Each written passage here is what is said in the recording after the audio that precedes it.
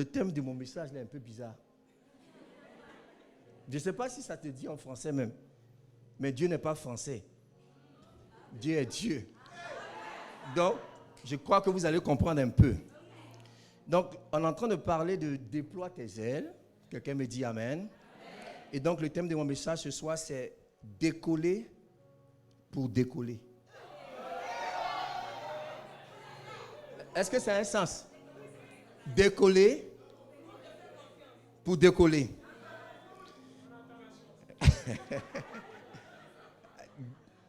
Décoller pour décoller. Bon, peut-être que pour mieux comprendre, on va prendre le premier décoller là au sens direct là, sens propre.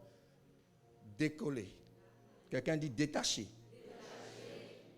Détacher. Et le deuxième décoller, c'est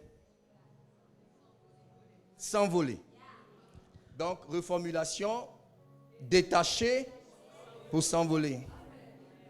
Alors, ce soir, nous sommes sous une forte onction prophétique parce que quelqu'un doit être détaché pour s'envoler.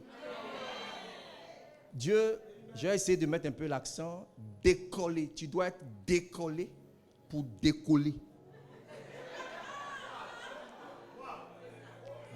Décoller pour...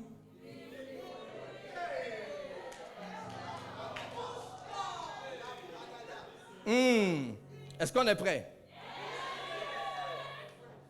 On va lire un texte dans Matthieu, chapitre 21.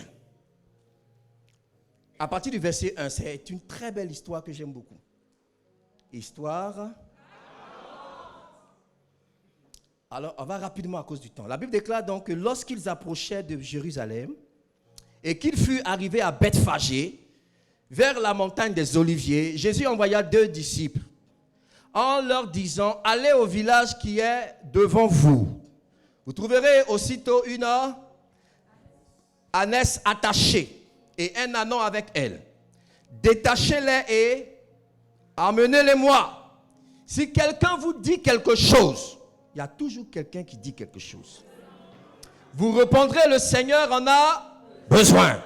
Et à l'instant, il les laissera aller. Or, ceci arriva afin que s'accomplisse ce qui avait été annoncé par le prophète. Dites à la fille de Sion, voici ton roi vient à toi, plein de douceur et monté sur un âne. Sur un ânon, le petit d'une ânesse. Les disciples allèrent et firent ce que Jésus leur avait ordonné. Ils emmenèrent l'ânesse et l'ânon, mirent sur eux leurs vêtements et le firent asseoir dessus. La plupart des gens de la foule étendit leurs vêtements sur le chemin, d'autres coupaient des branches d'arbres et enjonchèrent la route. Ceux qui précédaient et ceux qui suivaient Jésus criaient, Hosanna au fils de David, béni soit celui qui vient au nom du Seigneur, Hosanna dans les lieux très hauts. Lorsqu'il arriva dans Jérusalem, toute la ville fut émue et l'on disait, qui est celui-ci? La foule répondait, c'est Jésus le prophète de Nazareth en Galilée. Quelqu'un me dit Amen. Histoire. Voyez, ça c'est vraiment l'une des plus belles histoires de la Bible. Amen. Vous savez, avant de parler de cette histoire, et l'apôtre nous a vraiment parlé des aigles. Quelqu'un dit les aigles. Vous savez, j'ai découvert dans la Bible que de la Genèse jusqu'à l'Apocalypse, 3 animaux ont parlé. 3 animaux ont parlé. Le premier animal, c'est le serpent qui a parlé à la femme et il a détourné du chemin. Amen. Tu dis Amen, j'avance. Le deuxième, c'est l'âne, l'ânesse de Balaam, qui a parlé à Balaam pour le ramener dans le chemin. Donc le serpent a parlé pour détourner du chemin et l'ânesse a parlé pour ramener dans le chemin. Alléluia. Et le troisième animal, vous pouvez voir cela dans Apocalypse chapitre 8, verset 13. Est-ce qu'on peut lire rapidement? Oh, j'aime la parole de Dieu. Alléluia. Quelqu'un a trouvé Apocalypse chapitre 8? Quelqu'un peut lire?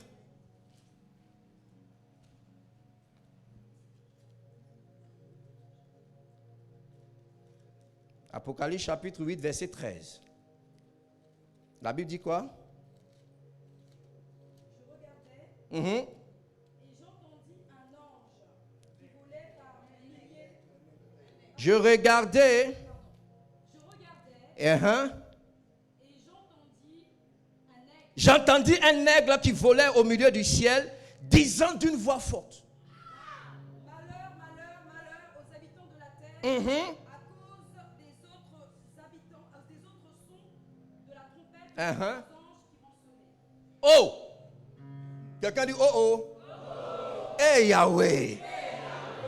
Donc un aigle peut parler. Alléluia. Le serpent a parlé. L'ânesse a parlé. Mais vers la fin, il y a un aigle qui a parlé. Les deux premiers ont parlé étant sur la terre. Et ils ont parlé à des individus. Le troisième, il a parlé dans les hauteurs. Et il a parlé à toute la terre. Hey. Bon. Dieu va nous aider. Ce soir, donc, nous sommes un rassemblement d'aigles. Ah, je bénis le Seigneur parce qu'on a parlé de l'aigle.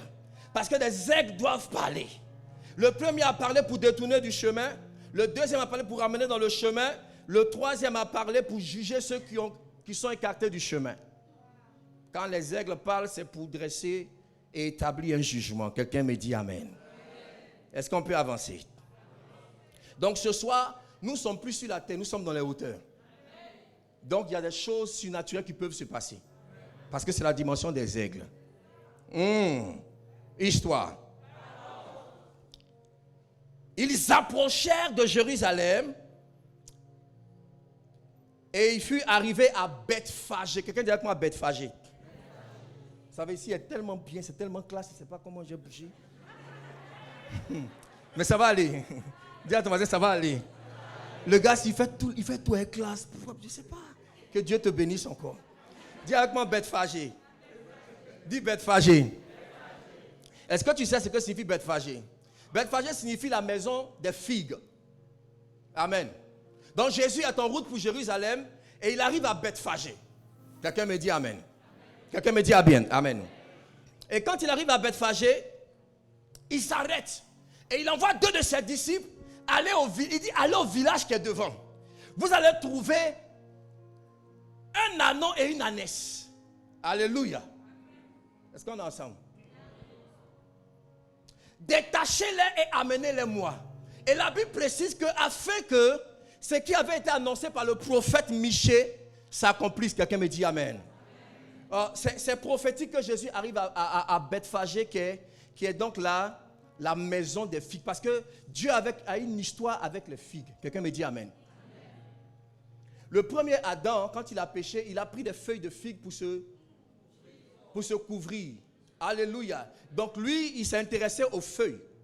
Mais le second Adam, quand il arrive, il dit, je n'ai rien à faire avec les feuilles.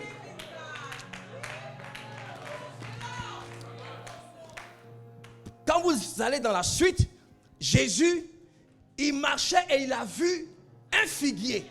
Et la Bible déclare qu'il a perçu des feuilles. N'est-ce pas? Alors il s'est approché pour voir s'il avait des fruits. Et quand il arrive, il se rend compte que le figuier a des feuilles, mais il n'a pas de fruits. Alors Jésus va maudire le figuier. Bon, je me suis posé la question, Seigneur, tu aimes parler souvent. Parce que la Bible précise que ce n'était pas la saison. Mais comment tu peux demander à un figuier de porter du fruit alors que ce n'est pas la saison? Est-ce que je peux te parler? Quelqu'un dit bouche d'or, parle-moi. Mais parce que ce figuier-là, il a un problème. Ce figuier a un problème. Il faut aller dans la compréhension du mystère du figuier. Quelqu'un dit le mystère du figuier. Le figuier, c'est un arbre spécial. En hiver, il perd ses feuilles. Et quand il n'a pas de feuilles, il n'a pas de fruits. Donc, si tu rencontres un figuier hors de la saison, mais qui a des feuilles, ça veut dire qu'il y a encore des fruits de l'arrière-saison qui sont restés. C'est pour cela que Jésus, apercevant les feuilles, il s'est dit qu'il y a aussi du fruit.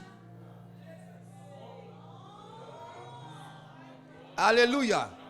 Vous savez, la Bible déclare, Jésus dit, si vous portez du fruit, vous êtes vraiment mes disciples. Et c'est alors que le Père sera glorifié. Ce qui glorifie Dieu, c'est le fruit, ce n'est pas les feuilles. Vous savez, on fait beaucoup de choses dans l'église, ce sont les feuilles. Les feuilles, c'est l'apparence. Les feuilles, c'est ce qu'on voit. Mais le fruit, il est différent des feuilles. Je disais quelque part que le fruit, ça mène du temps. Le fruit demande la maturité. Il y a beaucoup de vies chrétiennes de feuilles. Dieu demande le fruit.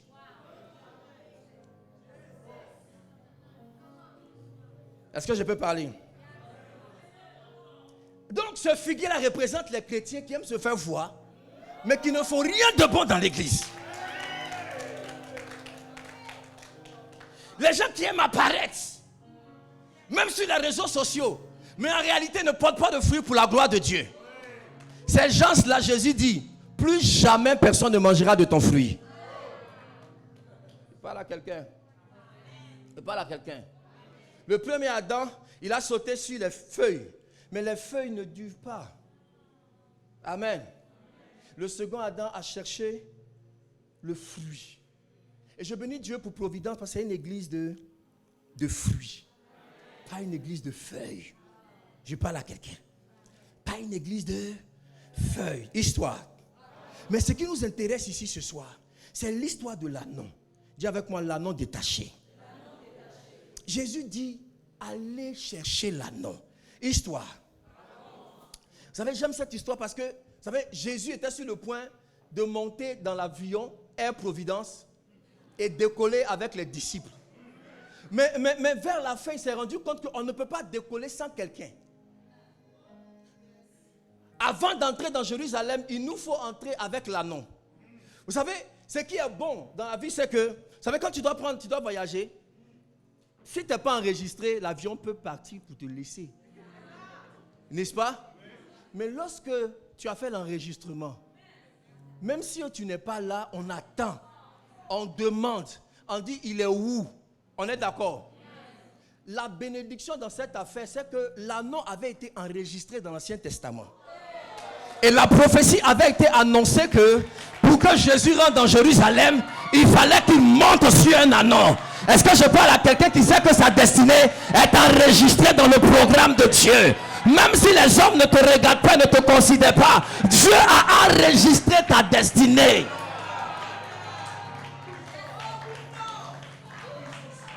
Dis à ton voisin, je suis déjà enregistré.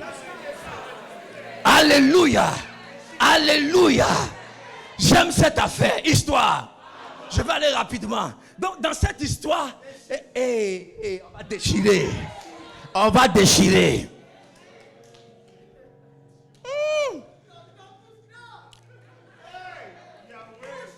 Les disciples ne comprenaient pas. Ils disent, mais Seigneur, le vol est prêt. L'avion est déjà préparé. On monte et on part. Mais Jésus dit non, on ne peut pas embarquer. On ne peut pas décoller sans quelqu'un. Écoute, il y a des choses que Dieu ne peut faire qu'avec toi et par toi. Parfois, quand tu marches avec Dieu, tu as le sentiment que Dieu même, il attend que tu sois prêt pour faire certaines choses dans ta vie. Je vais choquer quelqu'un ce soir. Alléluia. Oui, tu es important dans le plan de Dieu. Parfois, surtout nous les pasteurs, quand les fidèles nous fatiguent, on dit, hey, nul n'est indispensable à l'œuvre de Dieu, s'il ne veuille pas. Mais en réalité, il est vrai que nul n'est indispensable, mais chacun est irremplaçable. Tu es irremplaçable dans le plan de Dieu. Tu n'es peut-être pas indispensable, mais tu es irremplaçable. Parce que si tu n'es pas là, personne ne peut faire ce que toi tu fais. Dis à ton voisin, je suis irremplaçable. Est-ce que je peux te parler? Ça commence à venir. Ça commence à venir. Alléluia. Donc Jésus dit, allez le chercher. Papa, cette histoire-là s'est passée devant moi. Histoire. C'est un homme en fait qui est allé au marché et qui a décidé d'acheter une ânesse. Amen. Il a acheté l'ânesse et il arrive chez lui, il a attaché l'ânesse. Ce qu'il ne savait pas, c'est que l'ânesse était grosse, pleine. Elle avait un bébé dans le sein, mais il ne savait pas. Donc il part se coucher. Le lendemain, quand il se réveille, qu'il vient, il voit que l'ânesse a mis bas. Donc il a payé pour un, il a eu deux. À cette conférence, ce que tu attendais viendra au double au nom de Jésus. Je parle en tant que prophète et je décrète que la grâce de la double portion est ton partage. Le Amen fort établit la grâce là. Ah, que Dieu te donne 2 au nom de Jésus. Tu attendais un marché, tu auras 2 au nom de Jésus. Tu étais sur le point d'acheter une voiture, tu auras 2 au nom de Jésus. Ah, quelqu'un dit je reçois la double portion au nom de Jésus. Cet homme a reçu la double portion. Amen. Et il dit pour le prix d'un jet d'eau, il était content et il a attaché aussi l'ânon. Amen. Histoire. Maintenant Jésus arrive et la prophétie a localisé l'ânon. En réalité, la prophétie n'a rien à faire avec l'ânesse. Parce que la prophétie a dit que Jésus doit monter sur un ânon. Donc l'ânesse n'est pas dans l'histoire. Oh oh.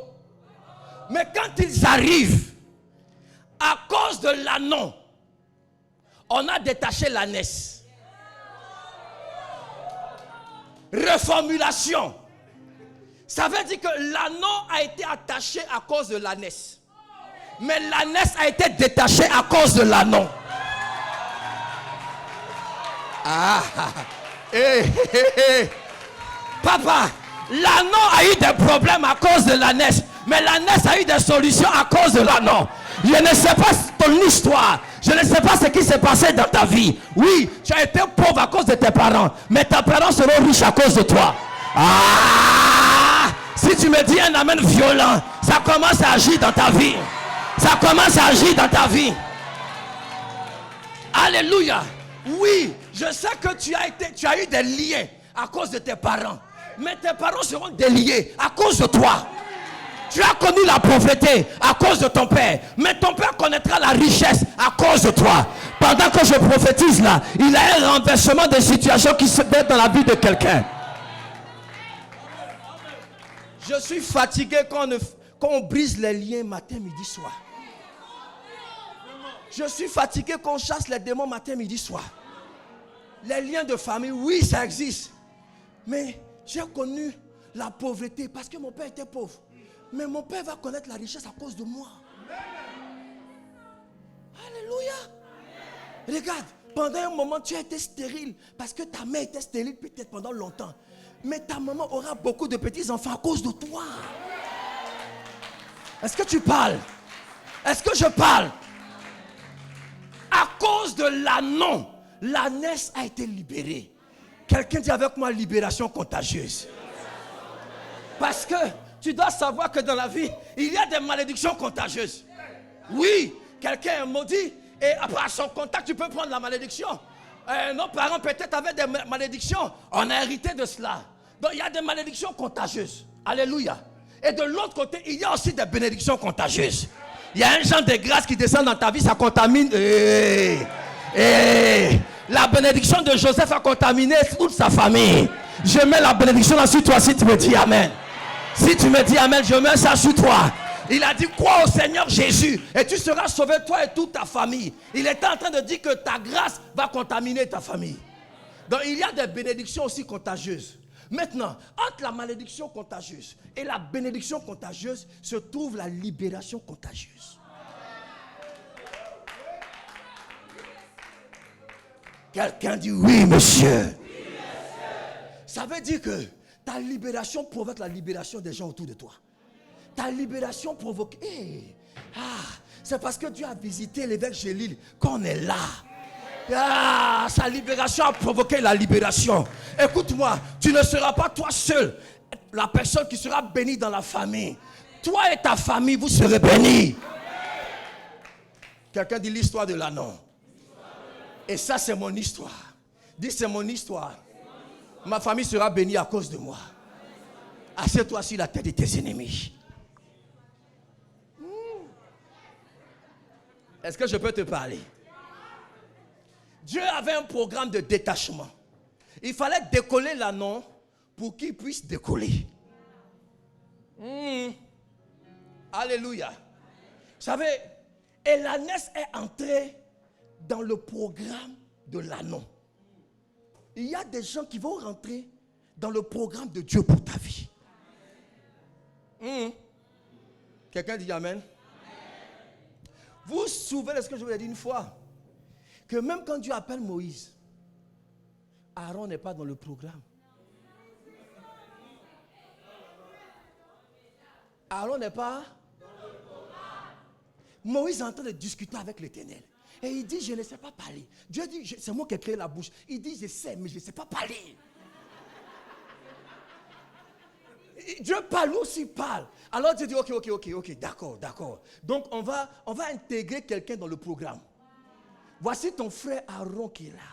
Bon, lui, on va le prendre. Toi, tu seras Dieu pour Pharaon. Et ton frère sera ton prophète. Oh. Donc, Aaron est rentré dans le ministère à cause de Moïse. Mais j'ai envie d'aggraver. C'est le bégaiement de Moïse qui a introduit Aaron dans le ministère.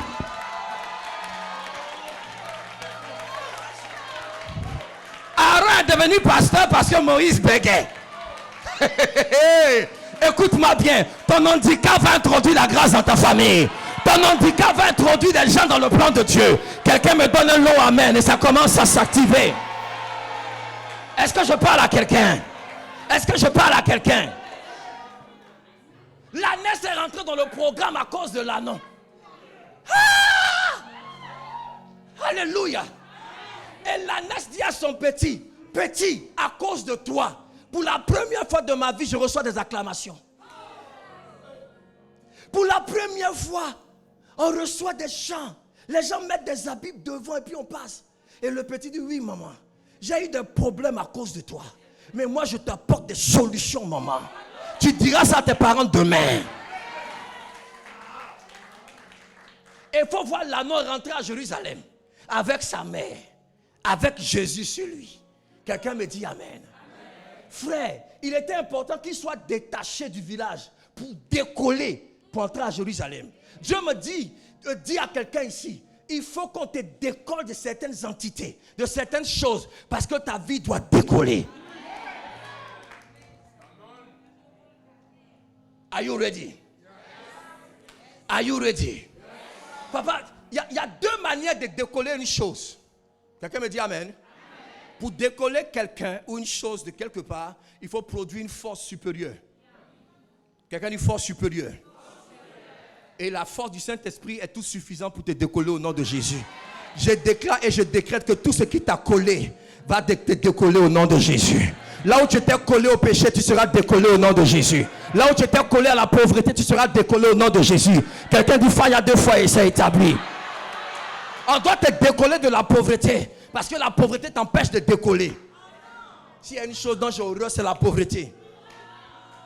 Dieu punisse le diable et sa belle-mère la pauvreté. Quelqu'un me dit amen. La force de l'esprit, prophète Otto, est suffisante pour nous décoller. Mais il y a une autre voie. Alléluia. Apôtre. Pour décoller, c'est un peu l'exemple de l'aimant. N'est-ce pas? L'aimant n'a pas besoin de produire beaucoup d'énergie. Il suffit de changer de pôle. Et puis il y a un détachement. Écoute-moi bien. Regarde, selon le pôle de ta destinée, il y a des choses qui viennent dans ta vie. Et il y a des choses qui quittent ta vie. On est d'accord? Donc parfois, par pôle, je vais parler de la figure que tu as. La figure spirituelle que tu as attire des dimensions. Et note ça, ta figure attire ta dimension. Quelqu'un me dit amen. Quelqu'un dit ma figure attire des dimensions. Regarde, quelqu'un qui a la figure quelqu'un qui a la figure du péché, il attire la dimension de la mort. Je parle à quelqu'un. Quelqu'un qui a la figure de la cupidité, il attire la pauvreté. Quelqu'un qui a la figure de la mendicité, il attire la honte. Est-ce que je parle à quelqu'un?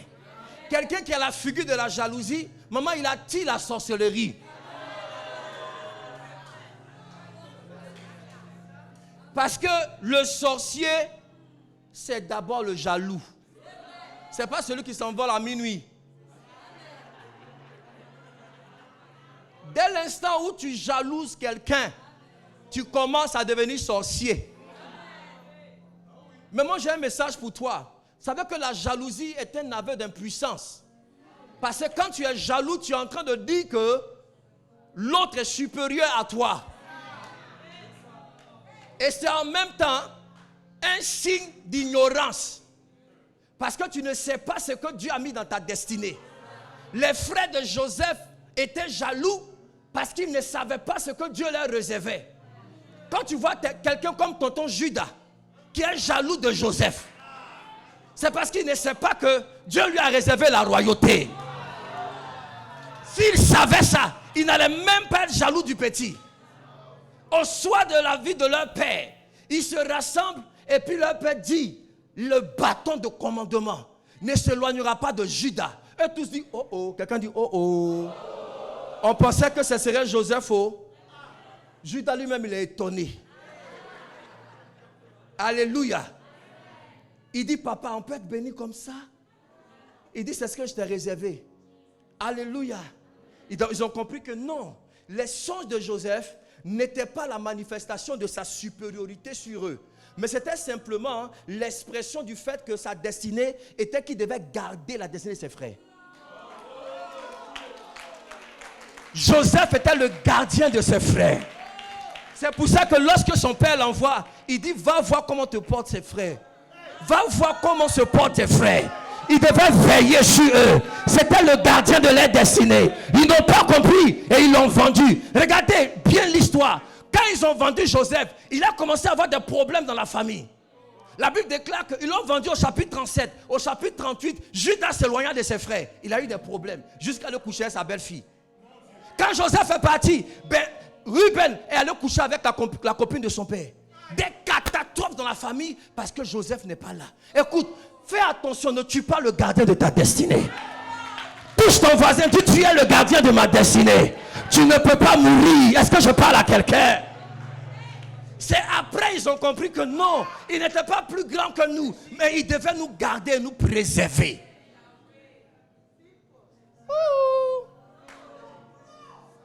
Ah mais oui. Ah mais pourquoi pas? Hey. Hey. Tu sais, c'est là, quand Dieu fait grâce, c'est Dieu qui fait grâce. Je parle à quelqu'un? Il ne faut pas être jaloux. Il faut acclamer la grâce de ton voisin.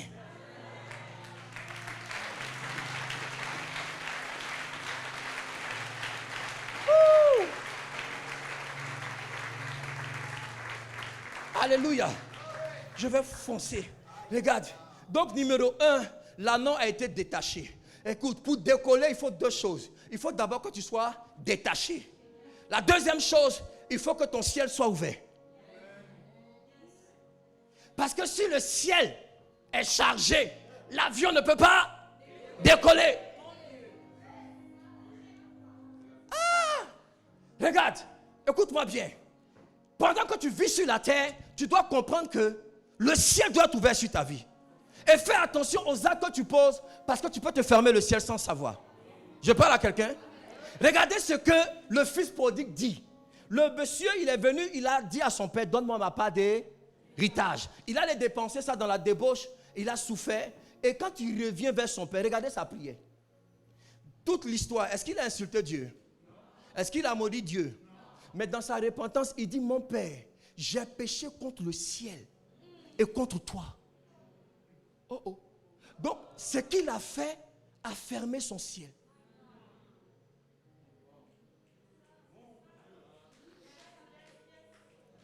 La raison pour laquelle il a souffert, c'est parce que son ciel était fermé. Donc, il a compris que le ciel était fermé sur sa tête. Il avait besoin d'aller voir son père pour que son père puisse ouvrir à nouveau le ciel sur lui. Je peux te parler un peu. Un jour, on amène un sourd muet pour que Jésus puisse le guérir. N'est-ce pas? Et quand Jésus le prend, Jésus fait la salive, il met sur les oreilles, la bouche, et bizarrement, Jésus lève les yeux vers le ciel et il dit Ephata. En principe, il doit dire aux oreilles Ephata pour dire ouvre-toi, et à la bouche. Mais il ne regarde pas les oreilles, il regarde le ciel et il dit au ciel Ephata. Et quand il dit Ephata, les oreilles s'ouvrent sur la terre. Des choses doivent s'ouvrir au ciel avant que tu les reçoives sur la terre. À cette conférence de juillet, je vois le ciel ouvert sur ta tête. Je déclare que le ciel s'ouvre sur toi. Ah, écoute-moi bien. Par la grâce et l'autorité de Dieu, nous avons le pouvoir de pardonner les péchés. Si tu avais péché, que ton péché te soit pardonné. Et que ton ciel s'ouvre au nom de Jésus. Quelqu'un dit Amen. C'est pour cela que j'ai compris, papa, que en réalité, ton ciel doit être chargé. Qui me dit Amen? Il y a des gens dont le ciel est vide. Et quand ton ciel est vide, tu n'as pas d'atmosphère. L'atmosphère est plus puissante que des armes. L'atmosphère, c'est plus puissant que tes diplômes et tes connaissances. Regarde, quand David arrive devant Goliath, Goliath dit, mais toi c'est quoi? Moi j'ai la lance, le javelot. David, j'ai l'atmosphère. David avait l'atmosphère. Je parle à quelqu'un. Et beaucoup de chrétiens ont l'atmosphère vide. Vous savez qu'il y a trois catégories de péchés. Oh oh. Quelqu'un dit oui, monsieur. Première catégorie de péchés, les péchés contre la sainteté de Dieu. Ce que vous connaissez, impureté, adultère, impudicité.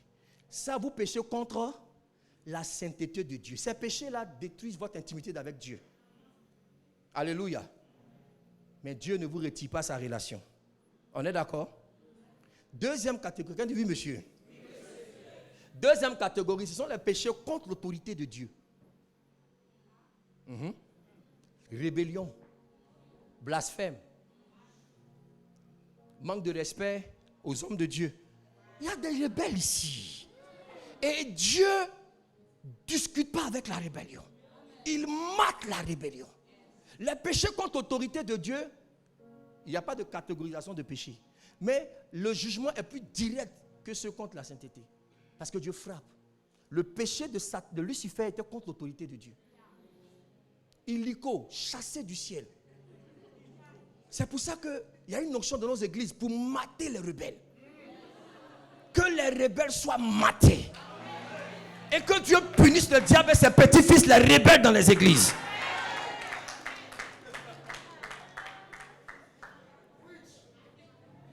Est-ce que je peux prêcher? Quelqu'un dit oui, monsieur.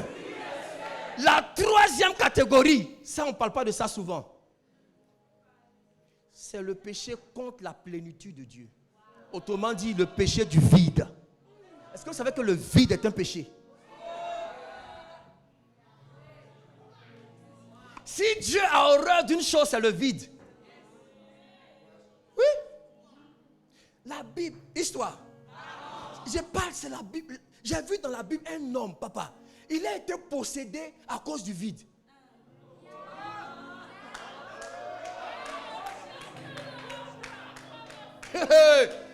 Jésus dit, lorsque un esprit impur sort d'un corps, il va dans les milieux arides cherchant du repos. Et n'en trouve pas, il revient. Et il trouve la maison comment? La maison est balayée. Ça veut dire que le gars, il a réglé le problème de la sainteté. Deux, la maison est ordonnée. Il a réglé le problème de l'autorité. Mais le problème, c'est que la maison est vide. Et la Bible parle que l'esprit va chercher 7 esprits plus méchants. Et ils viennent s'installer. Pourquoi? Parce que la maison était vide.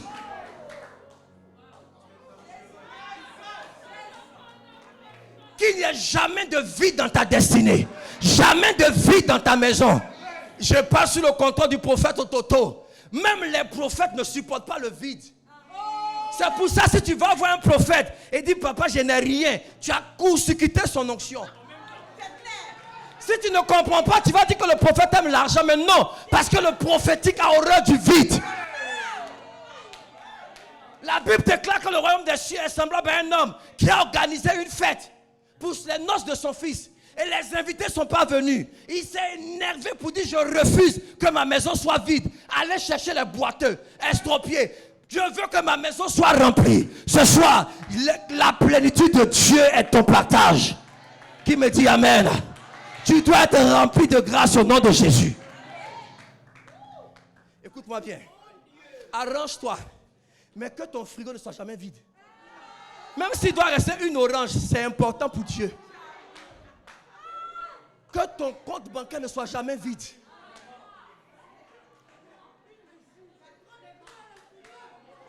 Est-ce que je parle à quelqu'un? La femme est venue voir le prophète Élisée. Elle dit, tu sais que mon mari, il craignait Dieu. Il est mort avec les dettes. Que Dieu punisse le diable. Comme un fils de prophète peut mourir avec des dettes.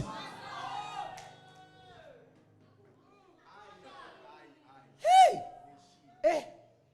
Elle dit, le créancier est venu prendre les enfants pour en faire des esclaves. Quelle était la question du prophète?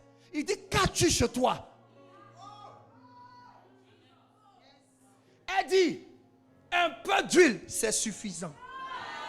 That is enough. Alléluia. Je dis à quelqu'un, le peu que tu as est suffisant pour le miracle de Dieu. Le peu que tu as est suffisant pour l'intervention divine. Quelqu'un me dit amen. Elle dit quoi? Il dit oui, c'est suffisant. J'ai besoin du peu. J'ai besoin du... Frère, on dit Jésus, il a loué la veuve là, qui est venue avec ses 2 dernières pièces. Si c'était toi, tu as dit que c'est une veuve, elle n'a qu'à partir comme ça. Elle laisse pas l'offrande. Jésus a pris l'offrande de la veuve là. Dernière offrande. Est-ce que je parle à quelqu'un? Regarde, dans le prophétique là, il n'y a pas de sentiment dedans. Parce que si tu mets le sentiment, tu as tué la vie de quelqu'un. Vous savez qu'Élisée, il a mangé la nourriture de la femme Élie sans sentiment. La veuve est son enfant. L'enfant là, il a 7 ans, papitou. Le dernier repas de papitou. Le prophète est venu, il dit prépare, je mange. Elle dit c'est le dernier, il dit prépare. Il s'est assis au salon, il a mis la télévision et puis il zappe les chaînes. Il demande c'est pas encore prêt. Elle dit non, c'est pas encore prêt. La nourriture est dans les narines de Papitou. Papitou regarde Élie. Il dit mais le tonton est méchant. Mais le prophète ne fait rien ça. Quelqu'un dit on fait rien ça.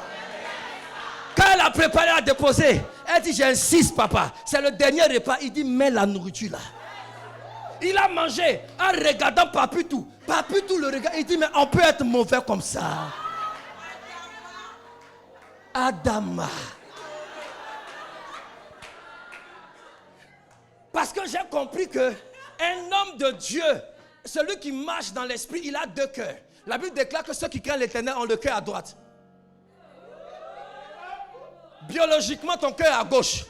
Mais spirituellement, tu as un autre cœur à droite.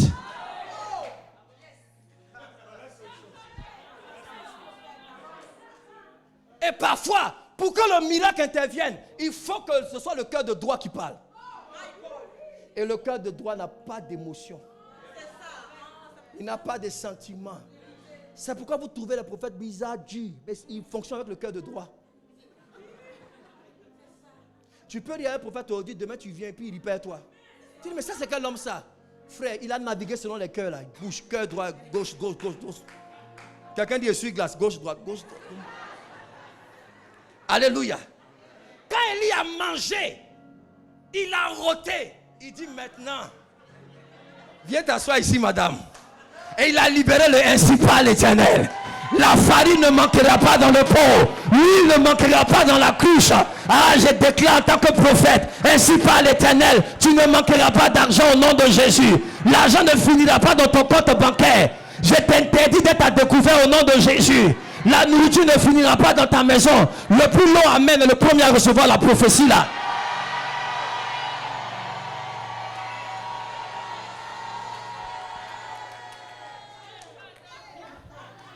C'est pour ça que papa, regarde, quand Jacob, il a prié toute la nuit à Dieu. On dit Jacob a combattu à Dieu, n'est-ce pas? Vous savez l'histoire? Hein? Il a combattu à Dieu, tout ça. Mais parce qu'il n'avait rien compris. Comme beaucoup de chrétiens ici, vous savez, on prie, les chrétiens prient pour obtenir. On ne prie pas pour obtenir, on prie pour devenir.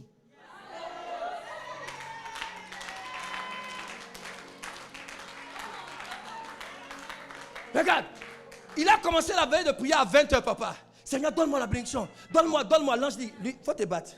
Il se bat jusqu'à vers le matin. Il dit, bon, petit, le problème n'était pas d'obtenir la bénédiction. Tu es déjà béni. Le point, c'est de devenir. Donc, tu ne seras plus Jacob, tu seras Israël. Et il a frappé sur le côté pour qu'il change de démarche. Et vous savez, j'ai étudié un peu. Quand une femme doit accoucher, vous savez que les os de la hanche se déboîtent pour laisser passer la grosse tête du petit là. Alléluia. Donc, quand l'ange a frappé, La hanche, c'était la renaissance.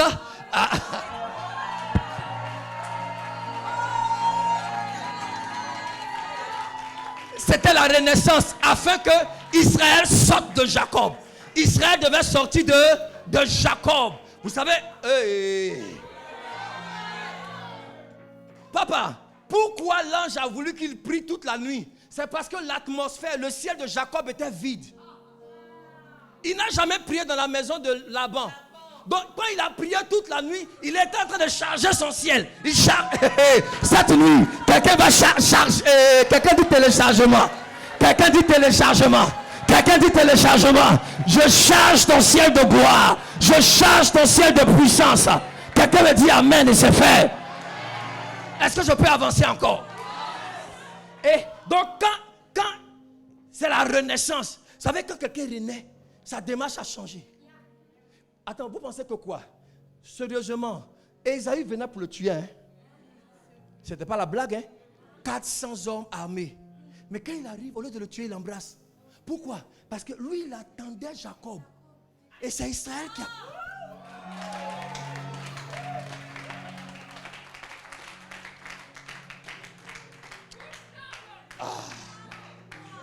Quelqu'un me dit amen.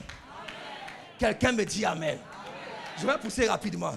C'est pourquoi j'ai compris que, regarde, Dieu est un Dieu de grâce. Je parle à quelqu'un.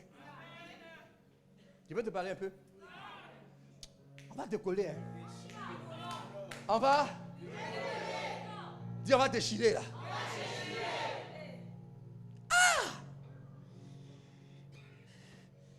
Quand tu as la faveur, ça te dépasse. Dis, la grâce là me dépasse.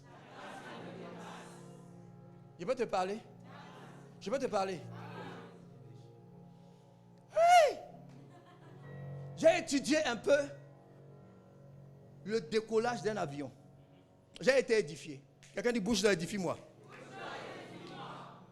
Quand l'avion doit décoller, papa papito, l'avion a 3 vitesses.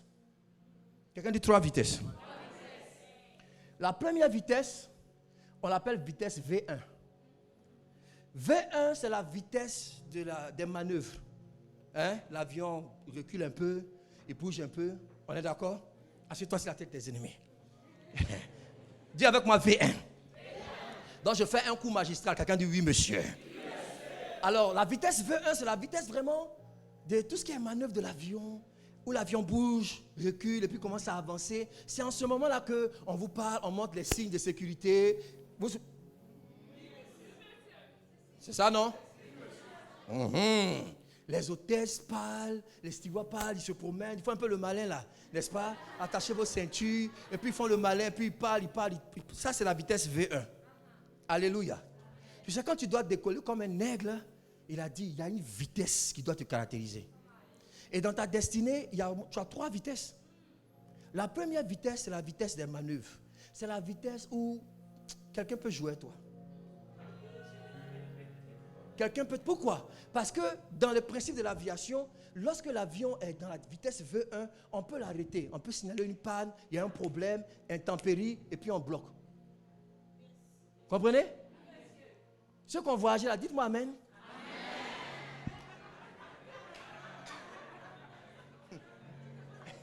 Alléluia. Quelqu'un de vitesse V1. Et puis la deuxième vitesse, c'est la vitesse VR. C'est la vitesse de rotation. C'est là l'avion tourne. Hey.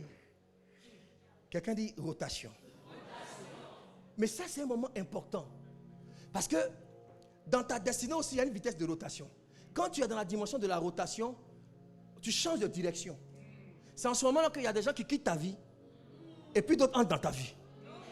Par un concours de circonstances, il y a certaines personnes que Dieu élimine. Comprends que c'est dans ta phase de rotation. Tu dis, mais je ne comprends pas pourquoi il ne m'appelle plus. Tu es dans ta phase de rotation. C'est là où l'avion est comme ça. Vous savez quoi? Quelqu'un me dit amen, je parle. Vous savez que dans la Bible, Dieu a 3 postures, non? Hein? Numéro 1, Dieu siège, il s'assoit. Il siège comme un roi. Il a dit, n'est-ce pas? Et quand Dieu siège, c'est pour signer des décrets. Ce soir, il va y avoir des décrets. Des décrets pour ta destinée. Décret de promotion, dis-moi amen. Décret d'élévation.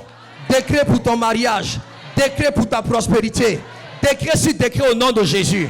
Et quand nous louons le Seigneur, Dieu signe des décrets. Numéro 1. Numéro 2. Posture de Dieu, c'est que Dieu est debout. Dieu se lève.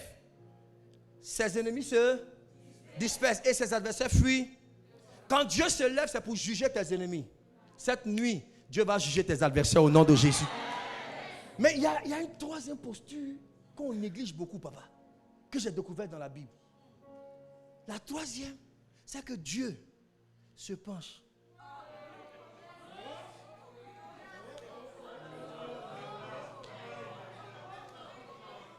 David dit que l'Éternel s'est penché vers moi.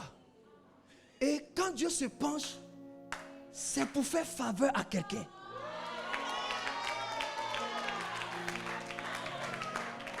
Ce soir, Dieu se penche sur toi. Et c'est là que j'ai compris que quand Dieu se penche, c'est la vitesse de rotation. Prophétiquement, lève-toi et puis penche-toi un peu au nom de Jésus. Pendant que tu te penches, Dieu arrive vers toi. J'ai aimé cette définition d'un homme de Dieu que j'aime beaucoup. Alléluia. Il dit, il est américain, il dit, favor means, alléluia. Les anglophones comprennent, non? God is leaning in your direction. La faveur, c'est que Dieu se penche en ta direction. Et ça, tu vois, quelqu'un qui est cartésien ne comprend pas ça. Parce que parfois tu dis que Dieu est comme ça. Dieu marche comme ça. C'est comme ça doit se faire. Lui, il doit être béni. Lui, il peut être béni. Parce que c'est comme ça. Mais il oublie qu'à un moment donné, Dieu s'est penché. Et quand Dieu se penche sur toi, tes ennemis sont choqués par la qualité de ta faveur. Quelqu'un me dit amen bien. Quelqu'un me dit amen bien. C'est pour cela que Uza est mort. Parce que Uza n'a pas eu cette révélation. Il était en train de suivre l'âge. Parce que pour lui, l'âge doit aller dans une certaine direction droite. Mais à un moment donné, l'âge s'est penché. Parce que Dieu voulait faire faveur à Obed et Edom. Uza n'a pas compris. Uza dit, je vais redresser. Non, Dieu s'est penché pour quelqu'un. Écoute-moi bien. Si tu ne comprends pas cette dimension de Dieu, tu peux mourir spirituellement très tôt. Parce que Dieu s'est penché. J'ai envie de finir le message là comme ça. Je déclare que Dieu s'est penché sur toi. Dieu s'est penché sur ta famille. Dieu s'est penché sur Providence. Dieu s'est penché sur ta destinée. Quand Dieu se penche sur quelqu'un, il y a des choses que tu ne peux pas comprendre. Parce que lui-même, il est dépassé. La grâce, là, la faveur a dépassé Joseph. Ses frères veulent le tuer. Ils ne savent pas qu'il est. Lui-même, il est dépassé. Je parle à quelqu'un. Regarde, Saül veut faire du mal à David. Oh, le petit lui-même, il est dépassé par la royauté. Dis à ton voisin, la grâce va te dépasser. Il est... La faveur va mener les gens à dépasser. Et regardez, est-ce qu'il peut te parler? Pendant que j'avance là. L'avion en haut. On va atterrir. Vitesse de rotation. Dieu est en train de me faire faveur. Dieu s'est penché sur moi. Penche-toi un peu encore. Penche-toi vers ton voisin. Penche-toi. Dis, l'Éternel s'est penché sur ma vie. Et les gens ne peuvent pas comprendre, mais Dieu s'est penché. Regarde, quand Dieu se penche comme ça, ils ne peuvent pas comprendre. Quelqu'un me dit amen. Et David arrive. Saül est fâché. Mais David dit à Saül que papa, moi-même ça m'a dépassé. Parce que l'affaire là, moi j'ai quitté la maison avec des pains. Mais quand j'arrive sur le terrain, les pains là, c'est devenu les pierres.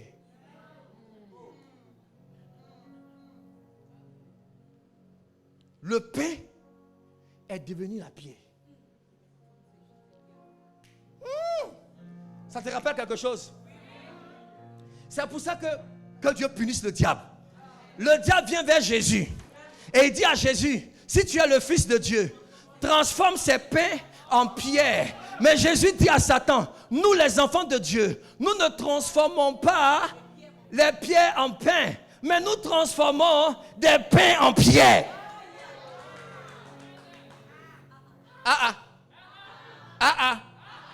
Le pain, c'est le don de Dieu. La pierre, c'est l'âme que Dieu te donne. Le piège du diable, c'est que tu transformes ton âme en ton pain pour satisfaire ton ventre. Or, Dieu veut que tu utilises le don en pierre pour détruire l'ennemi. Quelqu'un n'a pas compris. Il y a des gens qui n'ont pas compris ça. Les enfants de Dieu changent le pain en pierre. Ils ne changent pas la pierre en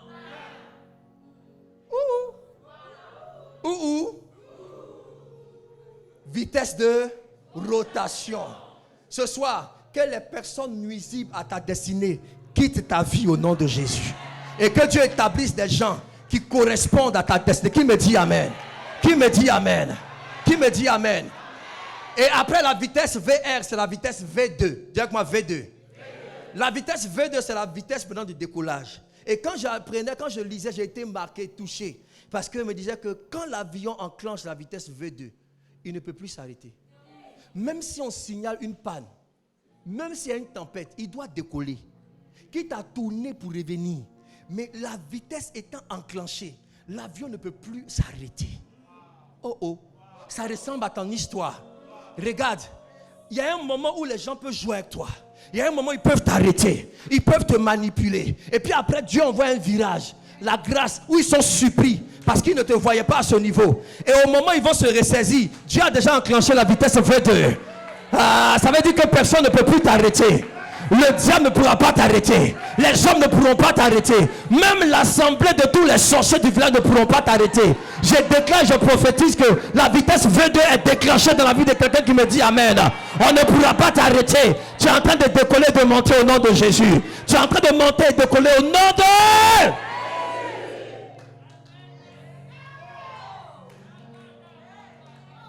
Papa, après ce gilet, des gens vont prendre une accélération.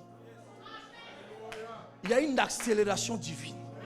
Il y a une accélération divine. Ça va bouger.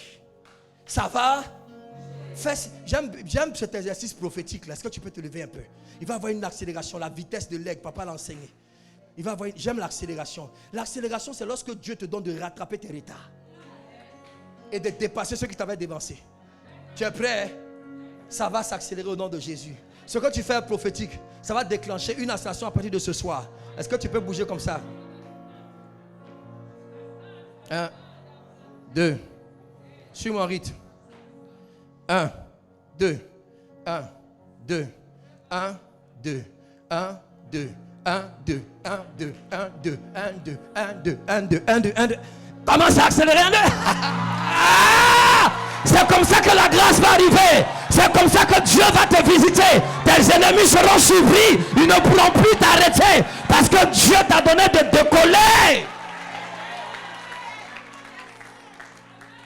Laisse-moi finir dans 5 minutes.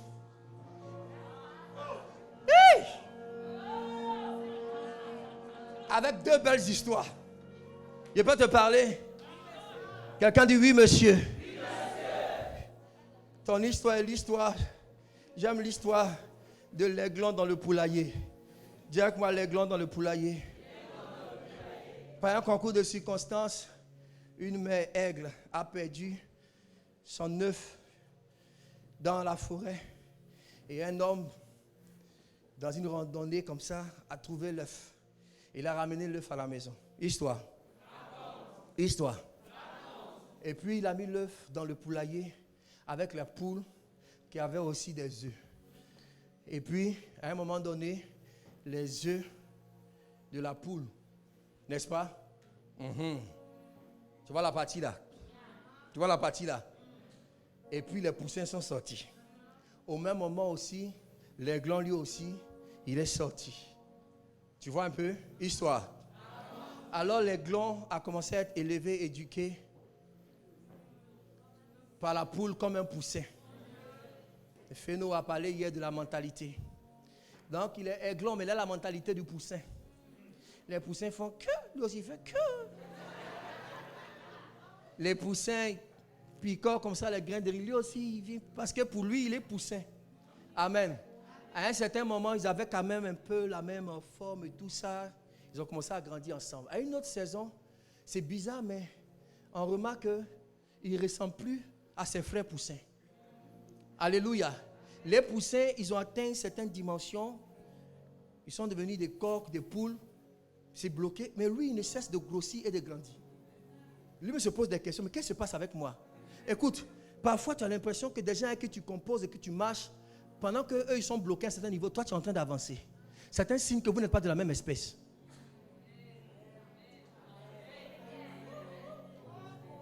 Écoute-moi bien. Hein? Vous n'êtes pas de la même espèce. Donc, il est en train de grossir, il grossit. Et puis, bon, les poussins s'amusent entre eux. Ils se donnent des coups de bec. N'est-ce pas? Quand lui veut jouer, quand il a donné un coup à un poussin, le gars, il se couche 2 jours. Mais il dit, quelle histoire?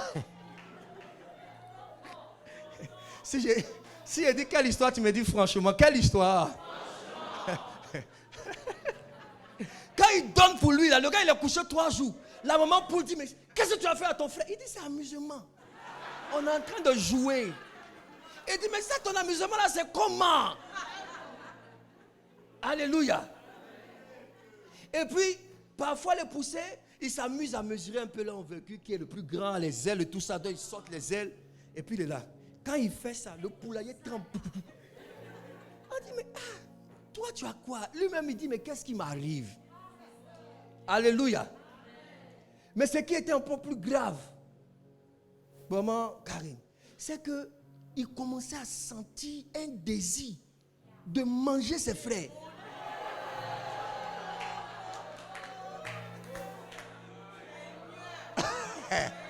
On est en train de parler des aigles ici, hein?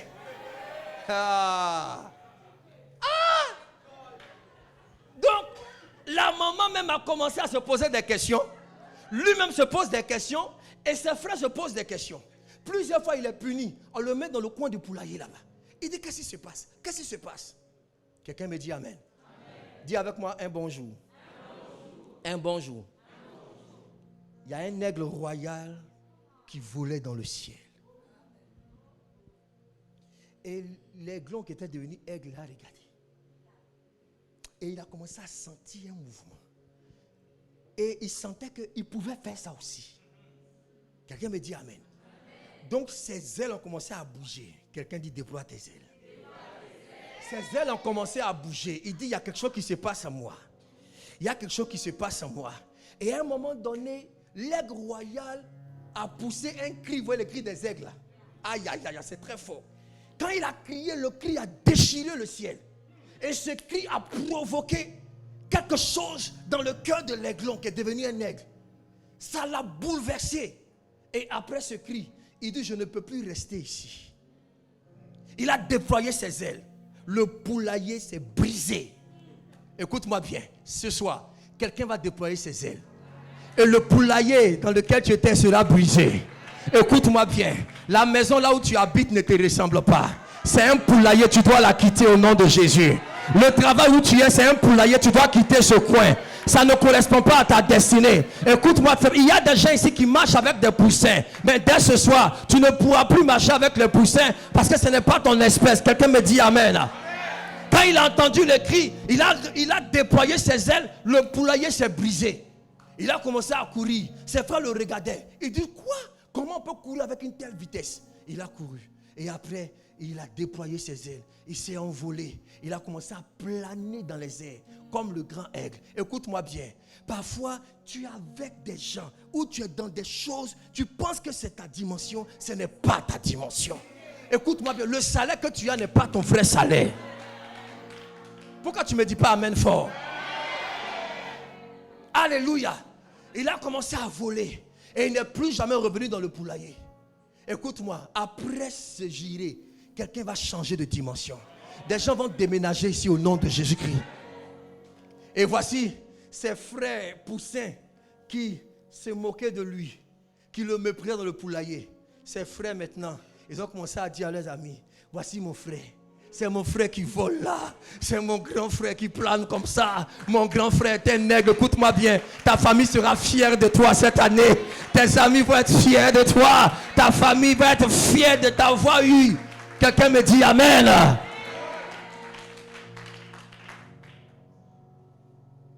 Histoire. Histoire. Je sens une atmosphère prophétique. Et je sens que Dieu veut susciter des aigles. Quelqu'un me dit Amen. Quelqu'un me dit Amen. Les aigles doivent s'élever. Qui me dit Amen? Papa Douglas a parlé de ça tout à l'heure. Dis avec moi la puissance de la pesanteur. Histoire. Là maintenant je rentre à l'école. La dernière histoire. Un enfant était à l'école. Et son maître, ça c'est l'histoire d'un de mes fils que j'aime beaucoup, alléluia, qui m'a expliqué ça. Ah, histoire. J'aime l'histoire là. Alléluia. Tu me dis amen, je t'explique et on prie. Ils étaient en classe et le professeur était en train de leur enseigner la force de la pesanteur. Et le professeur dit, lorsque on prend tout objet qui est lancé, finit toujours par. Tout objet qui est finit par. C'est une loi naturelle. Et c'est la force de la pesanteur, la gravité. Donc l'enfant sort de l'école et il va à la maison. Et il dit à son père, papa, son père était un vieux très traditionnel mais très dangereux. Dis moi dangereux. Il y a des vieux comme ça qui ont des mystères. On en parlait hier, prophète Toto. Il y a des mystères de la vie. Dis moi des mystères de la vie. Il dit, papa, le maître, le professeur, quelqu'un dit, oui, monsieur. Le professeur nous a enseigné que lorsqu'on lance un objet, il finit toujours par retomber à terre. Son père lui dit, non, pas toujours. Oh oh. Il dit, papa, il dit, oui, ce que le maître a dit n'est pas vrai. L'enfant discute avec son père. Et son père lui dit, allons trouver le maître. Allons voir le professeur. Et ils arrivent maintenant à l'école. Et le professeur sort. L'enfant dit, monsieur. Quelqu'un dit, oui, monsieur. Vous avez dit que lorsqu'on lance un objet, il finit toujours par retomber. Mon père dit que ce n'est pas vrai. Le professeur dit, monsieur, ça c'est une force naturelle. La force, il commence à grasseiller. La force de la gravité, vous comprenez? Je parle un peu comme à Paris, hein? Tu comprends ou pas? Alléluia. Le père dit, monsieur, ce n'est pas vrai. Et le maître prend l'objet et puis lance. Et l'objet tombe. Il regarde le père avec un sourire. Vous avez vu ça? Hein? T'as vu ça?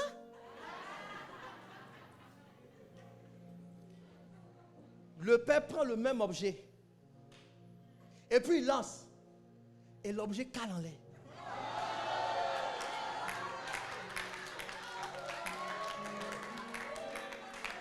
Le professeur est retourné en classe. Il dit, les enfants, ouvrez vos cahiers. Lorsqu'on lance un objet, il finit toujours par retomber. Mais nota bene, ça dépend du lanceur.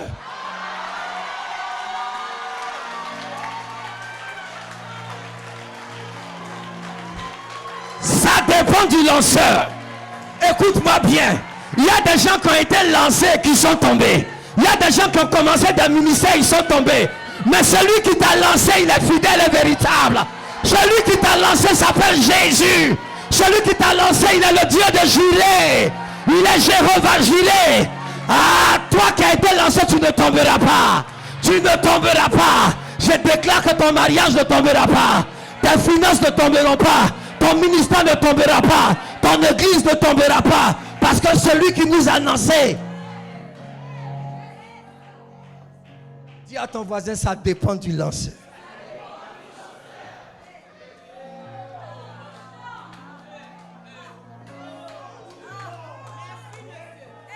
Quelqu'un dit oui, monsieur. Ça dépend du lanceur. Il y a des gens qui lancent et ça tombe. Il y en a qui lancent et ça cale. Écoute-moi bien. Providence, on est en haut. Et puis on ira toujours plus haut. Ton amen est suspect. Donne-moi un amen phénoménal. Donne-moi un amen légendaire. Donne-moi un amen de machine. Dis amen, amen, amen, amen, amen. Je veux entendre un amen de résurrection. Et maintenant, donne-moi un amen épiscopo.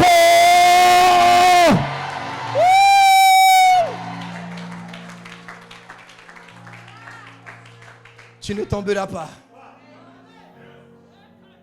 Lève la main vers le Seigneur.